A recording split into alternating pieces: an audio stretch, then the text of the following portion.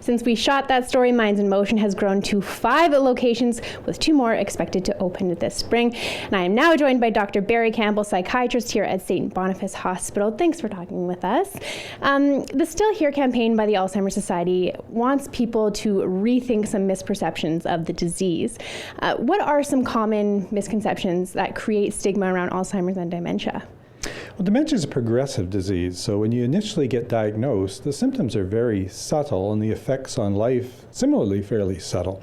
And it's a time of life when you are still able to adapt, take on new activities, take on new challenges, understand yourself, enjoy your family, and I think that's the important message that they're trying to get out, is that once you have a diagnosis, it doesn't necessarily mean that your life has ended. Now, Alzheimer's, the number of people expected to be diagnosed is expected to reach an all-time high in the next couple of decades. What's that number going to look like? The reason for it is that we have an aging population. So the disease itself isn't becoming more common, but the people who are at risk of the disease are becoming more common.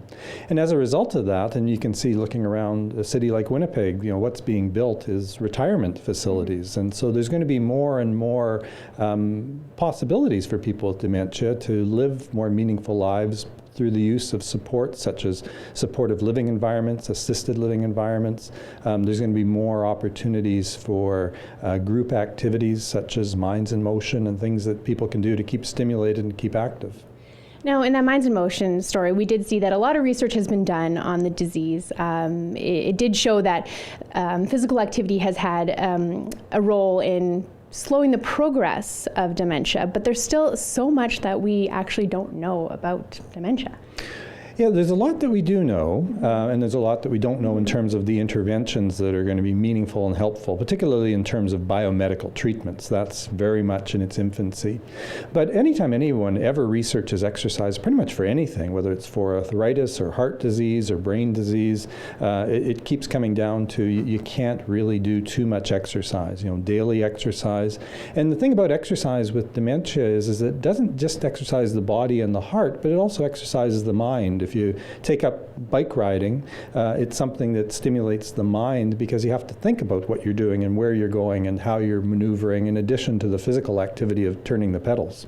So for people to rethink their ideas of dementia, what sort of impact does the stigma surrounding dementia have on patients that you see? Yeah, I think it's really an attitudinal thing in families and in patients that it is the end, and it's not really the end, and there is so much we can do.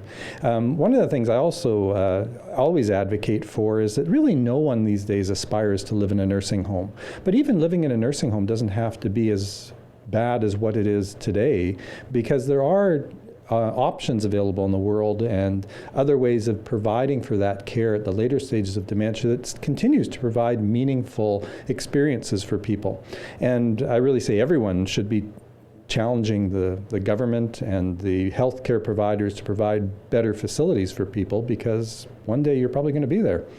Thank you so much, Dr. Campbell. You're welcome.